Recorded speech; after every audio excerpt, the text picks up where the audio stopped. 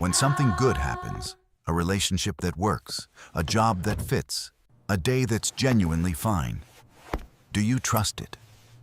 Or do you start waiting for it to end? If the honest answer is that you wait, you already know what this video is about. It has a name the internet gets wrong. It has a mechanism the internet never gets to. And it has a way out that does not begin where most people think it does. The pattern is familiar. A promotion arrives, and the first thought isn't joy, it's, when will they realize? A relationship finally feels stable, and somewhere around month 6, something in the chest tightens and the small pickings begin. A friendship warms up, and you pull back just slightly, just enough to remind the other person you could disappear. The language for this is everywhere. Self-sabotage, fear of success, imposter syndrome. You don't believe you deserve it. 3 things in this video.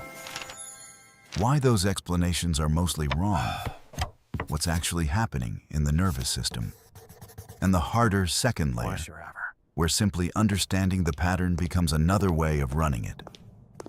First, what self-sabotage isn't. It isn't fear of success. Almost nobody is afraid of success. Success feels great. What people are afraid of, at a level below language, is losing it. And those are very different things. Fear of success is a concept. Fear of loss is a nervous system. The internet's version of self-sabotage sits on a shelf labeled limiting beliefs, as if the person had a wrong idea in their head, and correcting the idea would fix the behavior. If it were that simple, 15 years of self-help would have ended this pattern by now. It hasn't. Because the pattern isn't stored in the part of the brain that thinks. It's stored in the part of the brain that predicts. Joseph Ledoux at NYU spent decades mapping how the amygdala learns. His central finding, replicated thousands of times, is that fear learning is fast, automatic, and almost impossible to erase. The amygdala doesn't believe things. It predicts. Based on what came before, it anticipates what's next. And critically, it learns faster than it unlearns. One bad experience writes a prediction into the system in seconds. Removing that prediction takes years of disconfirming evidence. And even then, under stress, the old prediction comes back. Here is where that matters for good things. Think about the childhood nervous systems most of this audience grew up in. Not a villain story, just unpredictable. A parent whose mood turned. A household where calm evenings had a half-life. A period of stability followed by a move, an illness, a collapse. A loved adult who was warm on Tuesday and withdrawn on Thursday for reasons no child could decode. The pattern the nervous system learned was not, things are bad. The pattern it learned was something much more specific. Good things do not stay. Good things are the quiet before the turn. Calm is borrowed.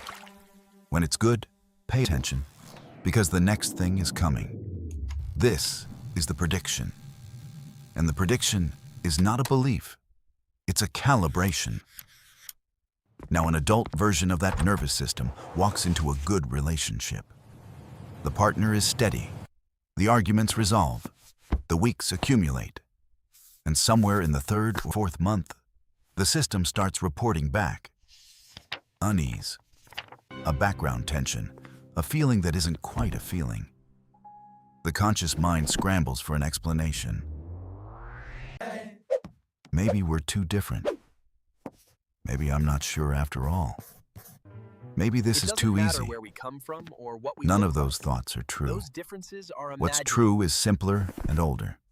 The nervous system is waiting for the turn, and when the turn doesn't come externally, the system generates one internally.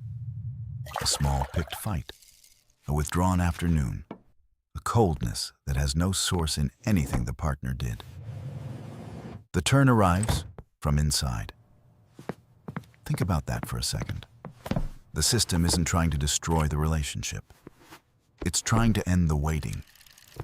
Because the worst thing isn't losing a good thing. The worst thing, for a nervous system calibrated this way, is being inside a good thing while bracing for its end. That state is exhausting. Producing the end ourselves, on our own schedule, is the system's way of discharging the tension. A relief disguised as a mistake. This is what self-sabotage actually is. Not weakness, not self-loathing, not fear of success. It's the nervous system ending the wait for the other shoe to drop by dropping it itself. Naomi Eisenberger at UCLA ran a series of studies that map onto this precisely. Her finding: the brain processes social pain, rejection, abandonment, loss of connection through the same neural circuitry it uses for physical pain. The anterior cingulate cortex fires for both. Loss of a good thing, in the brain, is close to being injured. And a system that predicts injury does what all predictive systems do. It prepares, it braces. It sometimes produces the expected injury on its own terms, because bracing indefinitely is more painful than the injury itself. So the real mechanism looks like this. Step 1 moves Good thing from the good arrives. thing to the prediction. System And predicts step 2 loss. details the parameters Bracing below. begins. Bracing is unsustainable. Self-produced ending discharges the tension. The person experiences this from the inside as, I ruined it again. The truth is more specific. You didn't ruin it. Your system ended the anticipation. There are 3 moves the saboteur makes. Once you can see them, they're hard to unsee. Move 1. The preemptive withdrawal. Things are going well. You back up. Not obviously. Just a little. Slower texts. One canceled plan. A mood that appears from nowhere and takes up the evening. You tell yourself you need space. What you actually need is distance from a good thing that your system can't hold. Move 2. The quality inspection. I'm not really feeling a hug right A good now. thing becomes intolerable unless it passes a test it cannot pass. You find the flaw. You magnify it. The partner is too agreeable. The job is too stable and therefore probably a dead end. The friend is too attentive and therefore must want something. Every good thing becomes a story with a problem in it. Because a story with a problem is a story your system has templates for. A story with no problem has no template at all. Move 3. The test. This one's the loudest. The good thing has to prove itself. Again and again. Little provocations. Sharp comments. Withdrawals that are waiting to be pursued. Wait, please. Each Don't test just is walk looking away. for evidence of the coming turn. If the other person stays, you escalate. Not consciously, not cruelly, but insistently. Because your system cannot let nothing bad happened yet rest. Eventually, someone either leaves or hardens, and the system files it. I knew it. Prediction confirmed. Calibration maintained. There was someone at a restaurant. A small booth, late evening, candles, 2 This glasses place of is wine. Perfect. It really is. 4 months into a relationship that was, by any reasonable measure, going well. The partner across the table reached a hand slightly across, not to grip, just to rest, an offer. The person on the other side, mid-30s, sharp, warm, well-read on every theory of attachment, felt a pull in the chest she could not name. She did not take the hand. She did not pull back. She made a small joke about the wine, reached for her glass, left the offered hand empty on the table for 5 seconds. 5 seconds long enough. The partner withdrew the hand, casually, smoothly, without comment. The evening continued. I'm so 2 weeks glad you later, the decided to relationship come here. ended, for reasons that had nothing directly to do with a hand at dinner, or everything to do with it, depending on how you count. The 5 seconds were not the cause. They were the pattern. And the pattern had been running for 26 years by then. Okay, that one hits. Sit with it for a second. Because a lot of this audience just recognized a 5-second moment of their own. Now, the second layer. And this is where most videos on this topic stop, Look how far the road and where goes. this one has to keep going. Once you understand the mechanism, something subtle happens. You get a name for the pattern. Self-sabotage often Self-sabotage. leads to what we call Predictive bracing, whatever Understanding label this settles. connection is key to And the changing name pattern. feels like a solution. It isn't. Naming is a first move, not a last one. Here is the part that stings. For a nervous system that learned good things end, understanding the pattern can become a new way of running it. The person doesn't sabotage the relationship outright. They now have a sophisticated theory that explains why they can't fully show up. I'm working on my self-sabotage becomes a reason to stay half in.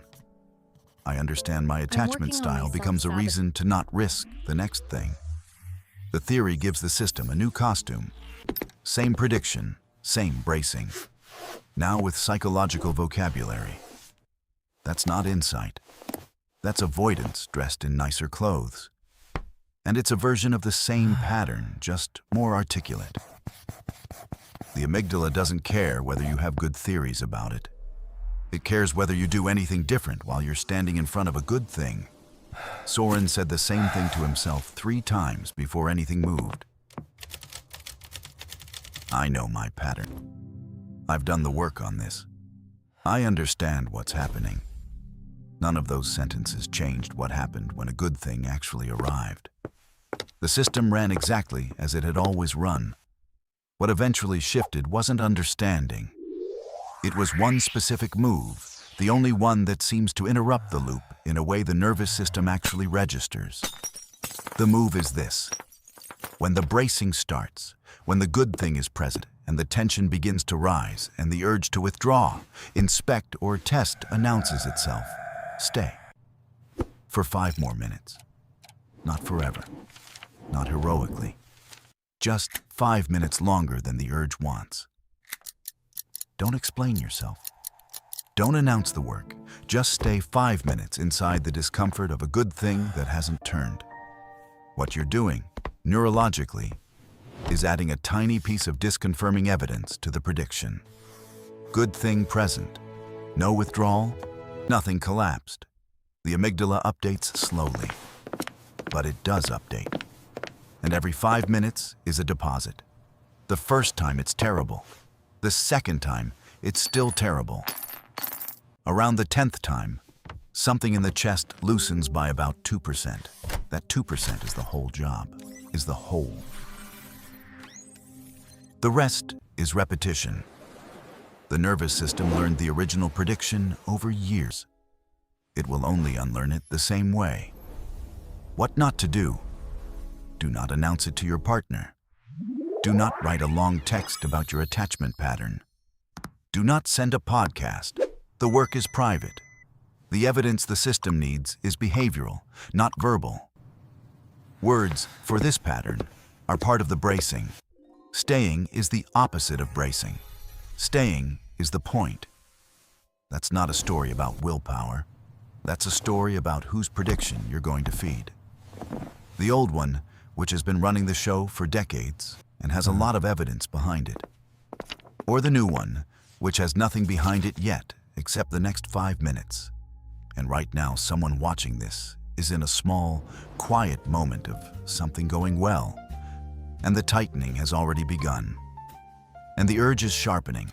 5 minutes. Not a cure, not a transformation, just a deposit. Next Saturday. There's one word this audience uses more than any other. 4 letters, used in bios, captions, comments. Most of them have it backwards. And the reason they have it backwards is the same reason the pattern in this video exists at all.